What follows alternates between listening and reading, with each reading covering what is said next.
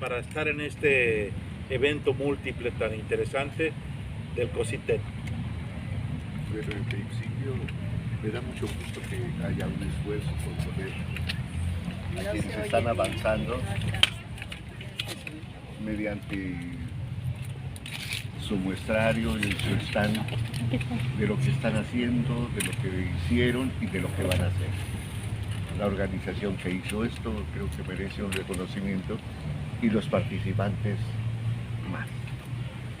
Detrás de cada stand hay meses, tal vez años de esfuerzos de sus miembros y es justo darlos a conocer y es justo el reconocimiento.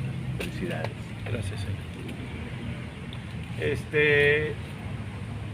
Licenciado, últimamente lo hemos visto más tranquilo, sin embargo, siempre activo, ya con una cosa, ya con la otra, siempre asesorando a su esposa, la señora María Eugenia, como presidenta del club de la tercera edad, primero que hubo en el país.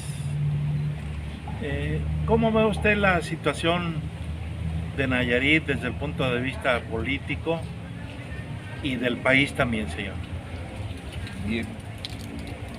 Respecto del Estado, quisiera guardar un prudente, discreto silencio, porque como gobernador no me corresponde, como exgobernador no me corresponde ese análisis o esa evaluación. Eso le corresponde a la población, a los medios, a los maestros, a los estudiantes, a la población en general.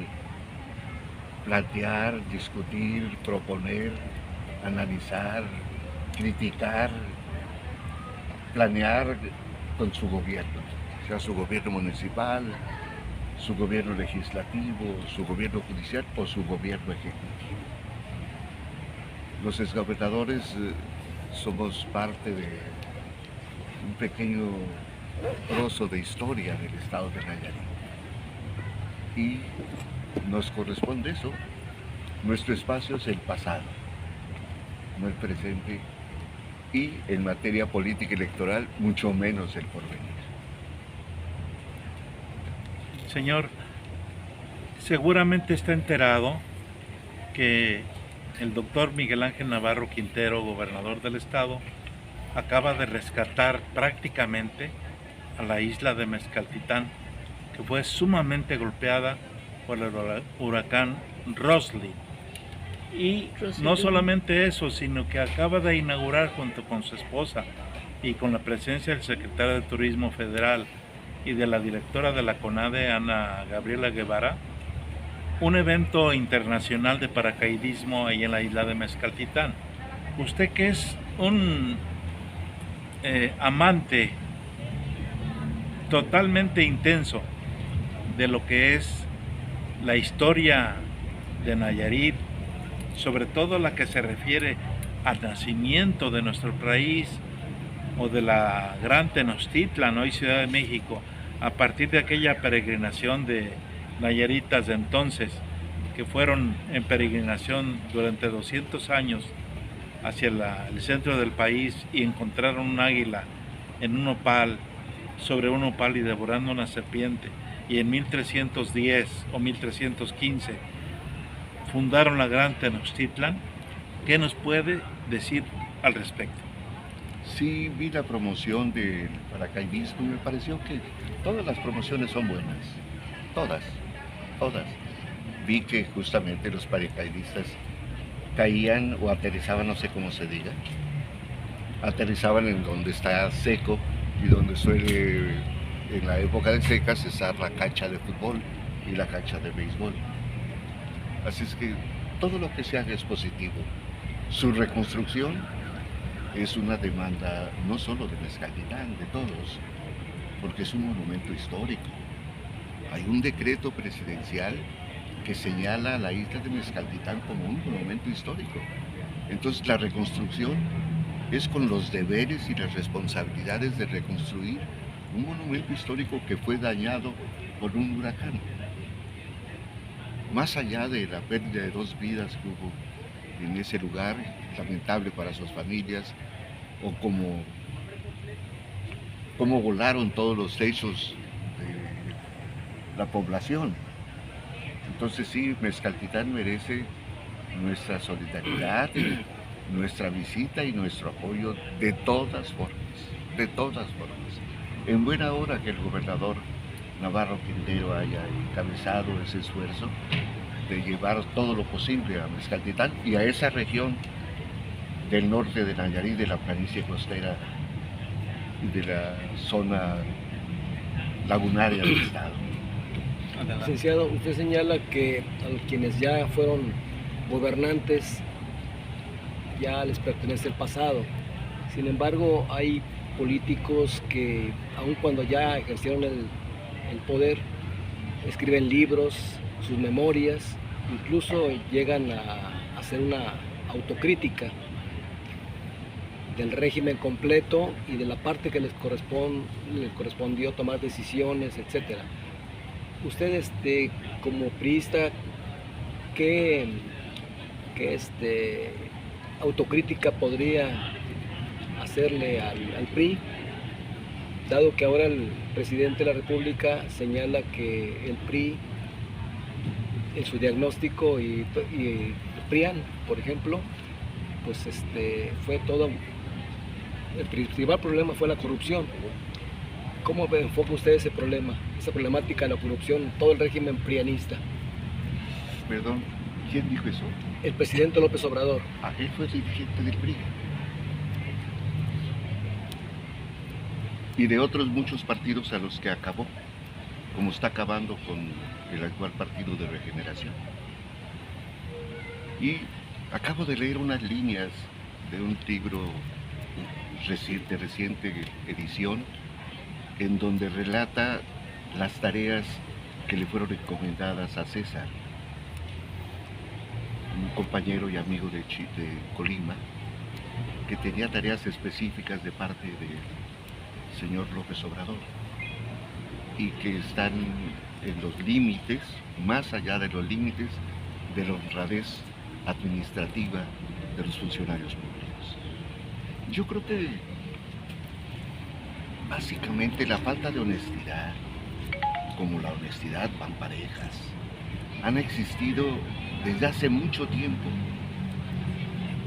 Creo que no hay administración en el mundo que no se haya propuesto luchar contra la deshonestidad pública. Justamente desde Roma, entre otras partes, o desde Grecia, el propósito era combatir la deshonestidad pública. A veces se combatía enérgicamente con la muerte o con el destierro. A la fecha hubo un tiempo que la deshonestidad pública y la lucha política se combatía de unas maneras similares por estos lares. Era notable la frase de destierro o entierro. Yo creo que de cualquier partido político, todos, en sus declaraciones de principios, está combatir la corrupción. No hemos tenido suficiente éxito, porque ha habido muchos que han abdicado de ese compromiso y se han puesto del otro lado, como les pasa a muchos guardianes, como están en el filo, en la frontera entre la honestidad y la deshonestidad. De vez en cuando algunos, al combatir a la deshonestidad, pues meten un pie o los dos pies del lado de la deshonestidad. Así como los deshonestos meten un pie también a veces del lado de la honestidad, pero porque se equivocaron. Creo que es una tarea permanente, es una tarea actual, como combatir las enfermedades. Descubrimos la penicilina y fue un avance importante. Se han descubierto otras cosas como la educación, se ha puesto énfasis en la educación, en los derechos humanos, en los derechos sociales, y ha sido un avance, pero no ha desaparecido el objetivo a vencer, la deshonestidad o la falta de preparación o la traición a sus convicciones. No hay, entonces no hay autocrítica, hay justificación. No, La autocrítica existe, pero es muy limitada. Es a que una persona se autocritique. Eso es limitado. Debemos autocriticarnos, ejercer la autocrítica, la sociedad. Porque también las personas individualmente consideradas no son las que hacen la deshonestidad. La hace la sociedad, porque hay muchos deshonestos. Entonces, hay que combatir eso, no solamente la denuncia autocrítica. Sí hay que escribir, claro que hay que escribir. Cuando yo me refiero a la no participación, me refiero a la no participación electoral. ¿Por qué? Pero en principio la Constitución dice que no hay reelección. Entonces ya eso es cumplir con la Constitución, es pues, no asomarse a lo electoral. Sí puedes hacer críticas, claro, o hacer propuestas, sí, pero no aspirar a una posición electoral. A eso me refiero. Licenciado, ¿no le preocupa la condición de prófugo de Ney González? De que un exgobernador esté en unas condiciones y que, bueno, todavía estén ahí, creo que en algunas investigaciones, algunos otros exgobernadores. ¿Cómo ve usted esa situación de que se esté dando esto?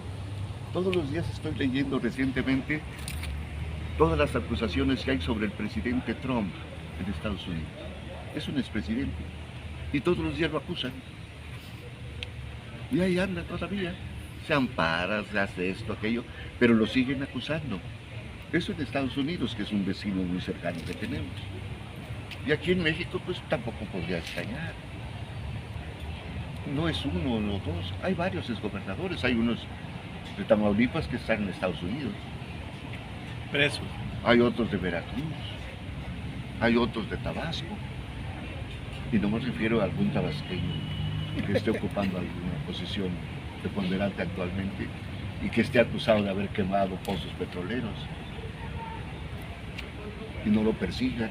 Seguramente están esperando que se vaya al lugar que él ha señalado para dejarlo ahí un buen rato.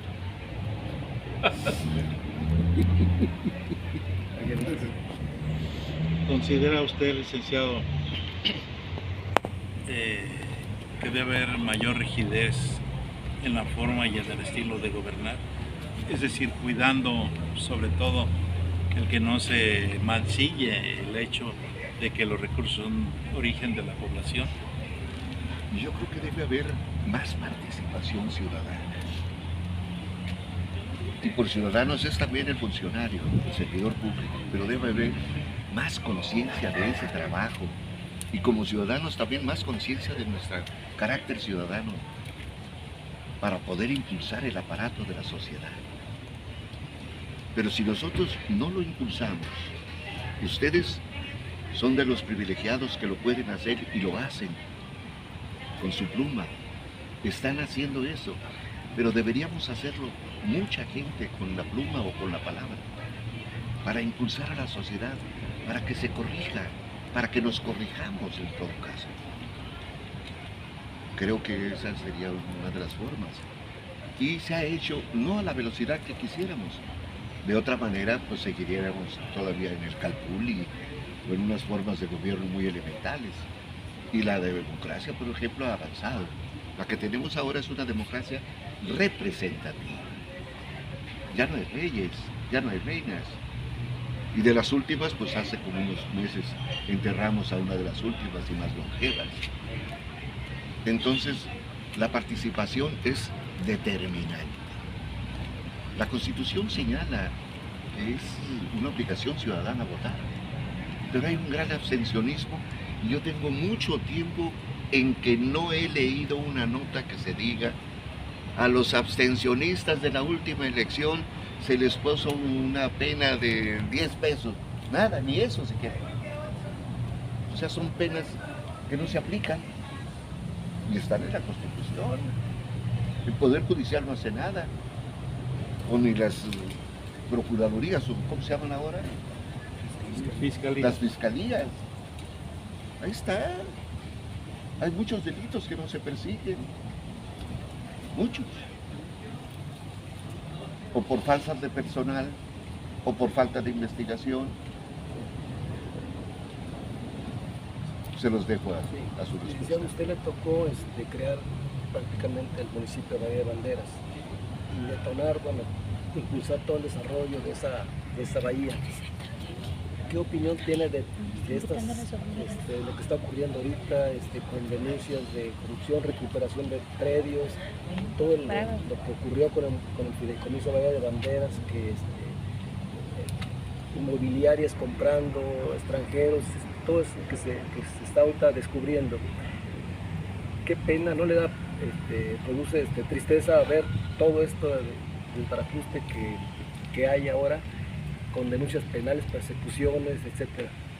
Bueno, primero, con respecto a ese municipio, me da mucho gusto ver la cantidad de inversión nacional y extranjera que hay. No sé si sean 15 o 18 mil los cuartos que ya hay en Nayarit. Esa es una fortuna increíble, increíble de millones de dólares, que ya están plantados en Nayarit y que están produciendo. No sé exactamente si ya son 15 mil los cuartos, pero eso es increíble que haya eso. Que el segundo destino más importante del país sea entre Vallarta y Nuevo Nayarit del país. Es extraordinario. El número de vuelos que hay del New York a Vallarta es bárbaro. Y de todo bueno, hay vuelos de París, hay vuelos de Londres. Hasta de Entonces, Alaska. Sí, la línea Alaska Airlines es la que más fomenta el turismo por paquete. Me parece muy positivo los avances que ha habido. Que en medio de esos avances haya hierros, haya equivocaciones, haya deshonestidades, creo que es parte de lo mismo. Es parte de lo mismo de que vieron la oportunidad y han tratado de saquearlo. No lo han logrado, afortunadamente. Y más afortunados somos de que el gobierno actual esté persiguiendo a quienes hayan desnaturalizado las funciones del fideicomiso y de la empresa correspondiente. Si ustedes van ahora, van a ver lotes que dicen este lote está sujeto a investigación criminal, etc. ¡Qué bueno! ¡Qué bueno que lo haya! ¡Qué bueno! Que se persiga. Igual, así como hay tráfico de parcelas, así como hay tráfico de empleos, de plazas, que se persiguen en todas partes. Y bueno, pues cerca del buen cultivo surge también la mala hierba. Pues hay que arrancarla, que siga la buena hierba. Así de fácil, sí. ¿Usted tiene inversiones ahí, Sí, en esa zona? sí. ¿Qué vienen siendo? Bueno, me junté con varios amigos y construimos un hotel en una superficie de 450 metros cuadrados. Y es un hotel condominio con 6 condominios. Y tiene un restaurante y un penthouse que es otro condominio. Licenciado, en días pasados, muchos periodistas, hombres y mujeres, y muchos políticos y la clase política fundamental, estuvimos en los Por terrenos, cierto, todavía debo,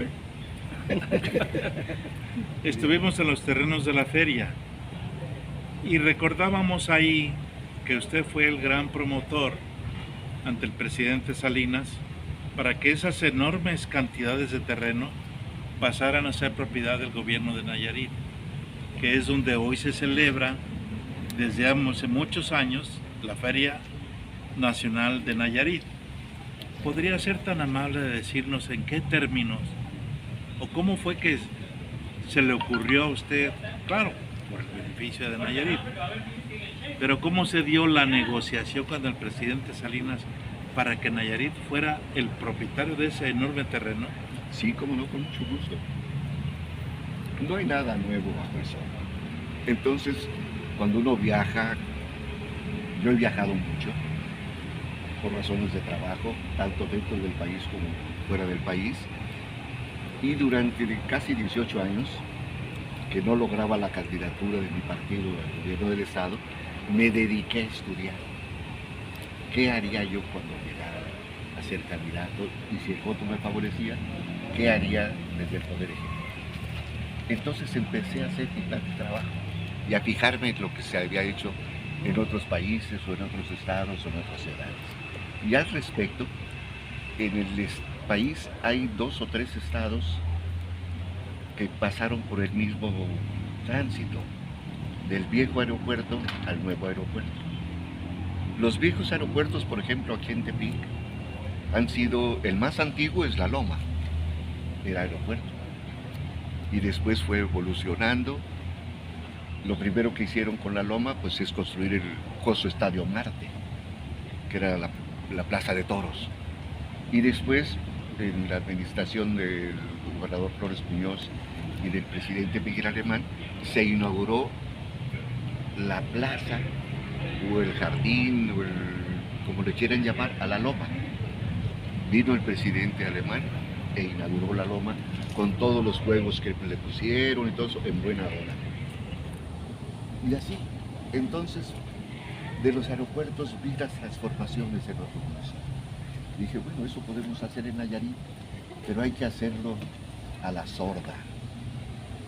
Hay cosas que no deben anunciarse, porque si se anuncian o no se hacen, es un gran fracaso colectivo de la población. Hay que dejar que se alienten y que surjan propuestas para mejorarla de uno. Entonces, por ejemplo, la última de la que me acuerdo fue la de Aguascalientes, donde se hacía el aeropuerto, se hicieron campos de bomberos y se dedicó parte de esos terrenos a las fábricas que se empezaron a abrir. Ustedes saben que ahora Aguascalientes es de los estados más desarrollados. Sigue siendo pequeño y sigue siendo producto de un beso, pero tiene mucha inversión, mucha inversión. Entonces eso fue lo que hicimos, pero sin decirlo. Hablé con el presidente y le dije que, pues, era una demanda que teníamos el nuevo aeropuerto. Y ya cuando se acometió lo del nuevo aeropuerto, y antes de inaugurarse volví a plantear las cosas y le pedí que los terrenos del antiguo aeropuerto se dedicaran a la población, porque la población no tenía muchos lugares de descanso. Tenía el parque, tenía la loma y alguna parte de la ribera del río Mololó. Entonces mejoramos todo esto del río Mololó, hasta acá, hasta la salida. Mejoramos algunas cosas y le dije, y ahí sería otro lugar para la población. Me dijo inmediatamente, en cuanto pase el aeropuerto, la última pieza del aeropuerto viejo al aeropuerto nuevo, asuman el terreno. Y así lo hicimos. Y lo convertimos en una área, en una plaza pública. Si recuerdan, incluso hay un kiosco, o había un kiosco en medio, que le dejamos esa tiendita a los deportistas. Se hicieron 2 canchas de béisbol, de fútbol. Y una ludoteca. Una ludoteca que me recuerda a mi esposa, etc. Se le dejaron unos terrenos a la Policía Federal de Caminos, que estaba ahí de huésped. Le dejamos esos terrenos a ellos. Incluso propusimos que la torre del aeropuerto se hiciera una cafetería arriba, pero creo que hasta la fecha no se ha hecho. Eso fue la propuesta. ¿No recuerda usted la superficie? No, pero pues deben haber sido mínimo unos 50 hectáreas. Sí, No, era grandísimo. Pues es de donde está, bueno, la entrada hasta la carretera.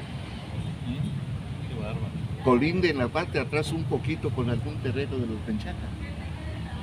Pero es un terreno, parte de ahí propusimos que fuera zona habitacional. Y todo lo demás lo hicimos rápido porque había la corriente de opinión que nomás se veía algún terreno desocupado y se ocupaba y se revendía. Entonces le dimos la vuelta a esa pequeña costumbre que había. Señor, acaba usted de cumplir 80 años de edad. Así. Creo que sí. O al menos eso me imaginé porque yo Ya, estuve ya, presente. Eso le dije, Ya son le más. dijeron. Ya son varios días. ¿Podría decirnos, licenciado, evocando todo lo que Celso Delgado ha sido, es y será seguramente, particularmente, de qué se siente usted más satisfecho en toda su larga carrera y trayectoria política y social? Es difícil. Primero, me parece todavía increíble que siga cumpliendo años. Antes cumplía meses, días, y quería mi fiesta.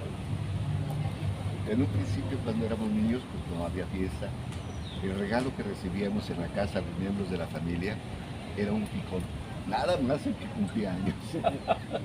Su picón y su taza de chocolate. Era el único que festejaba.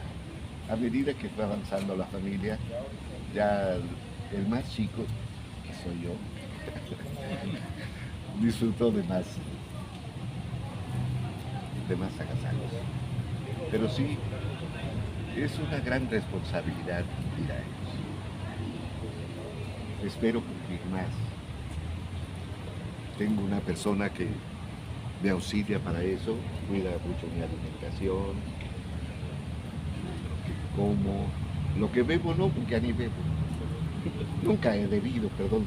Me equivoqué, dije bebo o debo.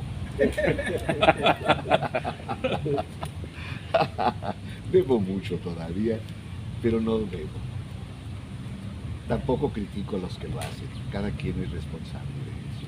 Pero sí, en el ejercicio del gobierno combatí el alcoholismo, porque es una de las causas principales de los crímenes en el Estado y de la muerte de muchas familias inocentes en las carreteras, producto de algún chofer que venía enfrente malherido por el tequila. En fin. Entonces, cumplir 80 años y haber tenido el privilegio de estudiar, me parece hermoso, hermosísimo. Saber leer y escribir en varios idiomas, me parece increíble. Ahora sí que no me creo. Que mis hijos hayan podido estudiar, que algunos tuvieron una vida corta, y que hayan podido hablar idiomas y conocido países, etc. Me parece extraordinario. Que haya crecido el Estado, que haya crecido la Roma, que el río haya crecido. Claro, ya no hay bagres ni nada de eso, pero no se puede todo, ¿no? Sí. Licenciado, ¿Pero qué es lo que más te rica enorgullece? experiencia que Te usted tiene, preguntan. ¿no ha pensado en escribir sus memorias? Un hombre que conoció de cerca a Fidel Castro, a los líderes históricos de la Arabia Saudita, que fue embajador en Sudamérica, que fue el primer diputado federal que le dio respuesta a un informe presidencial improvisado, que ha sido campeón nacional de oratoria, un gobernador diplomático. ¿No ha pensado usted en escribir sus memorias, licenciado? Sí lo he pensado y lo estoy haciendo. Ah, excelente. Así es, cuidado, ¿eh?